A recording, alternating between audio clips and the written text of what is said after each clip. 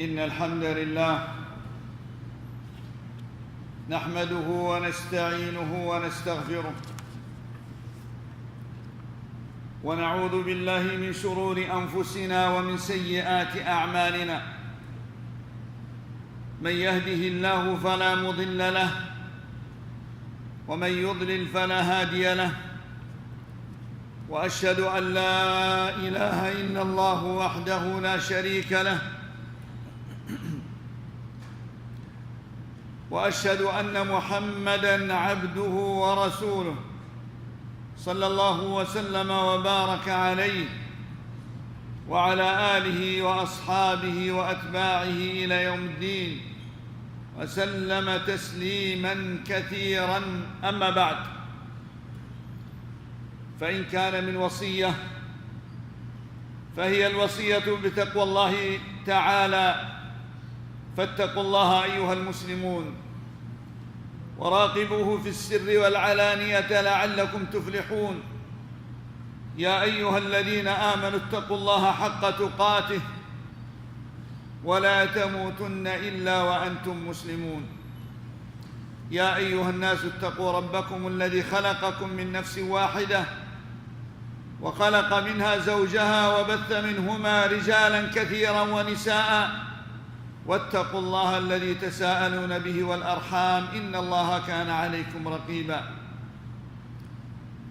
يا أيها الذين آمنوا اتقوا الله وقولوا قولا سديدا يصلح لكم أعمالكم ويغفر لكم ذنوبكم، ومن يطع الله ورسوله فقد فاز فوزا عظيما. عباد الله، الكل يأمل أن يكون صالحا، الكل يأمل أن يكون صالحاً في نفسه مصلحاً لغيره، ولكن ما كل ما يتمنى المرء يدركه. تجري الرياح بما لا تشتهي السفن، فكم من مدعي الإصلاح لم يوفق له، وكم من صالح في نفسه غير مصلح لغيره، والسبب في ذلك أنهم لم يسلكوا الطرق الموصلة إليه، ولم يتخذوا الأسباب المعينة عليه، ولم يحسنوا التعامل مع من يريدون إصلاحه، وربما لم يحسنوا نياتهم ومقاصدهم، والله عز وجل يعلم خائنة الأعين وما تخفي الصدور. عباد الله، ومع علو منزلة المصلحين وما ينتظرهم من الأجر العظيم، لا بد أن يبدأ الإصلاح من النفس، فيبدأ المصلح بنفسه فيصلحها أولاً، ثم ينتقل إلى زوجته وأولاده وجيرانه، ومن ثم إلى بقية المجتمع. وإصلاح النفس يكون بالأمور التالية: أولاً، إصلاحها بالتقوى، فإنه من يتق الله يجعل له مخرجاً ويرزقه من حيث لا يحتسب. والله عز وجل يقول: إنما يتقبل الله من المتقين. وقال سبحانه وتعالى: إن تتقوا الله يجعل لكم فرقانا ويكفر عنكم سيئاتكم. فالتقوى هي عنوان الصلاح وعلامة الفلاح وسبب النجاح في الدنيا والآخرة.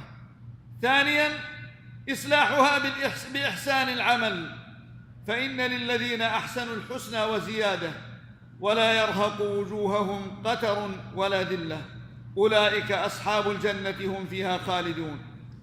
فتعبد الله كأنك تراه، فإن لم تكن تراه فإنه يراك، وهذه هي أعلى درجات العبادة وأعظم الوسائل لإصلاح النفس وتثبيتها. ثالثاً، إصلاحها بالمراقبة والمحاسبة، مراقبتها أثناء العمل، ومحاسبتها على التقصير والزلل، وتزويدها بالخير وتحذيرها من الشر. فإذا صلحت النفوس صلحت الأسر، وإذا صلحت الأسر صلحت المجتمعات، وصلاح المجتمع دلالة على خيريته. ومن نتائج الإصلاح ومن نتائج صلاح المجتمع الأمن من العذاب والسعادة في الدنيا والآخرة. يقول تعالى: وما كان الله ليعذبهم وأنت فيهم وما كان الله معذبهم وهم يستغفرون. ومن نتائج الإصلاح سلامة المصلحين الذين يبينوا للناس ويعلموهم الخير ويعينوهم وينهوهم عن الشر ويحذرونهم من لعنة الله عز وجل. قال تعالى: إن الذين يكتمون ما أنزل الله من البينات والهدى من بعد ما بيناه للناس في الكتاب أولئك يلعنهم الله ويلعنهم اللاعنون إلا الذين تابوا وأصلحوا وبينوا فأولئك أتوب عليهم وأنا التواب الرحيم. ومن نتائج إصلاح المجتمع حصول القوة والتعاون والتآلف والإيثار حتى يكون المجتمع كالجسد الواحد وكالبنيان المرصوص الذي يشد بعضه بعضا. يقول صلى الله عليه وسلم: المسلمون كالبنيان الواحد يشد بعضه بعضا. ويقول صلى الله عليه وسلم: لا يؤمن أحدكم حتى يحب لأخيه ما يحب لنفسه. وصلاح المجتمع يحتاج إلى وقايته من المنكرات، ووقايته من المنكرات مسؤولية جميع الفئات: الصغار والكبار، الذكور والإناث، الرعية والرعاة. فبالوقاية من المنكر تفتح أبواب الخير وتغلق أبواب الشر، وتنتشر الفضيلة وتزول الرذيلة ويظهر الحق ويمحق الباطل. فالمنكر عامل هدم للأسر والمجتمعات، وعامل إفساد للأمم والشعوب، وعامل خسارة في الدنيا والآخرة. فكلما أنكره الشرع وقبحه وحرمه فهو منكر، سواء كان في الأقوال أو الأفعال أو المعاملات. فإذا صلحت النفس واستقامت انتقل المصلح إلى المجتمع، بداية بالزوجة والأولاد، وانتهاء بالمجتمع بأسره، فيبدأ بأهله وأولاده فيصلحهم، ثم ينتقل إلى أقاربه وجيرانه، ثم إلى مجتمعه على حسب استطاعته. وهذا التدرج في الإصلاح هو الذي نفتقده. فتجد أحدنا ينكر على الناس أموراً هو واقع فيها، وتجده ينصح الناس وينكر عليهم وينسى نفسه وأولاده وكأنه معصوم من الخطأ. أما إصلاح المجتمع فيكون بالأمور التالية: أولاً بتعليم الجاهل وتذكير الغافل وإرشاد الضال والأخذ على يد السفيه، فيبين لهم خطر المنكرات وسبل الفساد وعواقب الإفساد، ويحذرون من الشر وأهله ومن الشرور التي يجب على المصلح أن يحذر منها ويحذر منها غيره، لا سيما الشباب. الأفكار المنحرفة التي تبدأ بالطعن في ولاة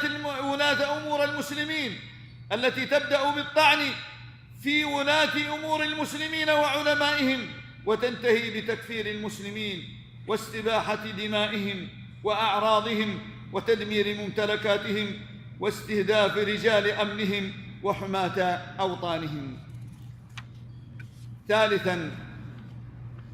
ثانياً إنكار المنكر والأخذ على أيدي المفسدين وقمع دعاة الضلال والإفساد وتأديبهم وزجرهم والتحذير منهم بحسب ما يقتضيه الموقف.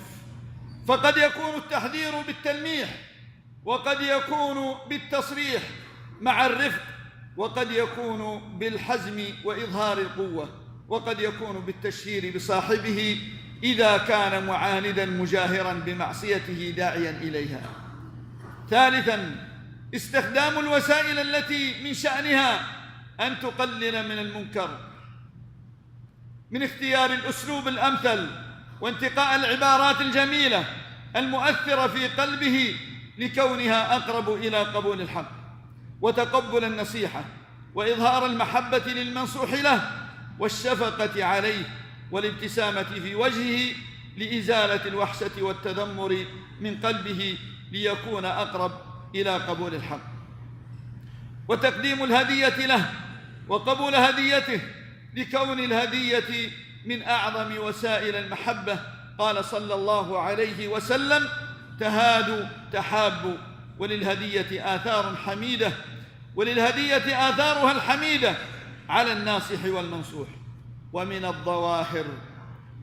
الظواهر التي يجب إنكارها ظاهرة التعري، تعري الشباب الذين أصبحوا لا يبالون بكشف عوراتهم أمام الرجال والنساء، فيلبس أحدهم سروالا فوق الركبة إلى منتصف الفخذ ويخرج به إلى الشارع ويذهب به إلى المولات والأسواق والمستشفيات والأماكن العامة ويستعرض به أمام النساء. ولقد رأيت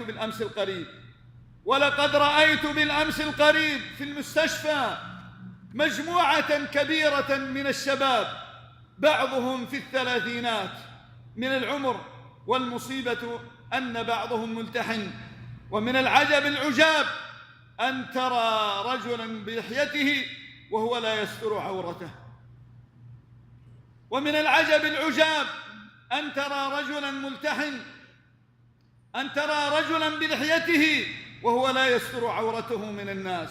وربما أدركتهم الصلاة فصلوا بهذه الملابس وظنوا أن صلاتهم صحيحة وهي باطلة، فإن من شرط صحة الصلاة ستر العورة، وعورة الرجل من السرة إلى الركبة. فهذه كارثة يجب إنكارها والتحذير منها، بل يجب على ولاة الأمر معاقبتهم والحد من هذه الظاهرة الخبيثة. أضف إلى ذلك القزع والقصات التي انتشرت مؤخراً، التي يحلق الشاب فيها جوانب رأسه ويترك وسطه في منظر مقزز تشمئز منه النفوس، والله المستعان. فالواجب إنكار المنكرات قبل تفشيها وقبل حلول النقم، فإن عدم إنكار المنكر سبب لحلول النقم. قال تعالى: لعن الذين كفروا من بني إسرائيل على لسان داود وعيسى بن مريم ذلك بما عصوا وكانوا يعتدون، كانوا لا يتناهون عن منكر فعلوه لبئس ما كانوا يفعلون. أعوذ بالله من الشيطان الرجيم. وما كان ربك ليهلك القرى بظلم وأهلها مصلحون. أقول قولي هذا وأستغفر الله لي ولكم ولسائر المسلمين والمسلمات والمؤمنين والمؤمنات الأحياء منهم والأموات، فتوبوا إليه واستغفروه يغفر لكم إنه هو الغفور الرحيم.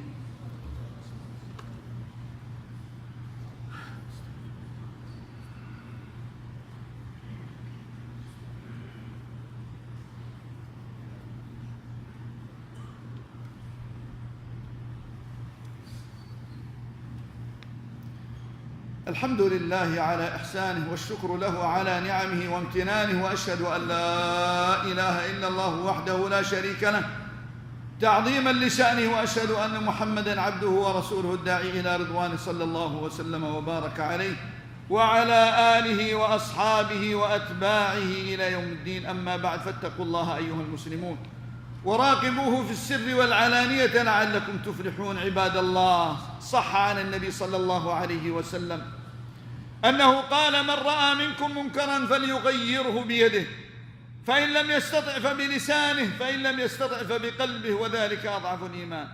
فقسم صلى الله عليه وسلم إنكار المنكر وتغييره إلى 3 درجات ليشترك في إنكار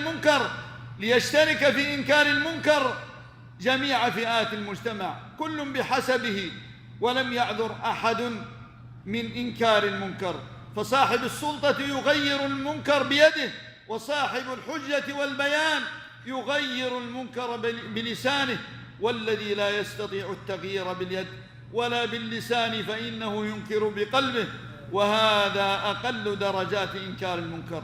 وكذلك المنكر قد يقسم إلى هذه الدرجات الثلاث، فإن من المنكر ما يستحق صاحبه الردع والتأديب ورفع أمره إلى السلطات ليؤدبوه، ومن المنكر من يستحق صاحبه الزجر باللسان والمقارعة بالحجة والبيان، ومن المنكر من يكون التغافل عنه أفضل وعدم إنكاره أولى وأحرى.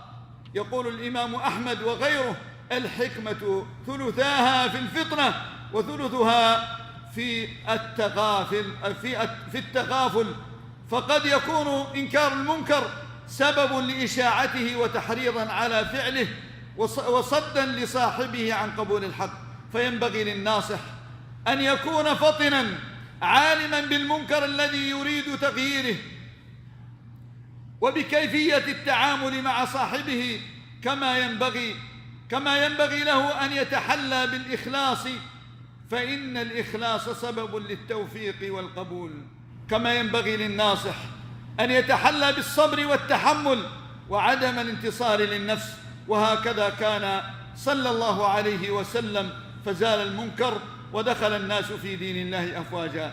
فهلا عملنا على علاج المنكر لنؤدي الأمانة ونرضي رب العالمين ونقتدي برسول الله صلى الله عليه وسلم، ونحب للغير ما نحبه لأنفسنا، ونحرص على صلاح المجتمع لنأمن من العذاب وننجو من العقاب. هذا، وصلوا وسلموا على من أمركم الله أن تصلوا وتسلموا عليه امتثالا لقول ربكم جل وعلا: إن الله وملائكته يصلون على النبي يا أيها الذين آمنوا صلوا عليه وسلموا تسليما. اللهم صل وسلم وبارك على عبدك ورسولك نبينا محمد، وارض اللهم عن خلفائه الراشدين وصحابته أجمعين والتابعين ومن تبعهم بإحسان إلى يوم الدين، وعنا معهم بمنك وكرمك ورحمتك يا أرحم الراحمين. اللهم أعز الإسلام والمسلمين، وأذل الشرك والمشركين، ودمر أعداء الدين، وانصر المجاهدين الذين يجاهدون في سبيلك لإعلاء كلمتك ونصرة دينك يا رب العالمين. اللهم آمنا في أوطاننا، اللهم آمنا في أوطاننا، وأصلح أئمتنا وولاة أمورنا، واجعل ولايتنا اللهم في من خافك واتقاك واتبع رضاك يا رب العالمين.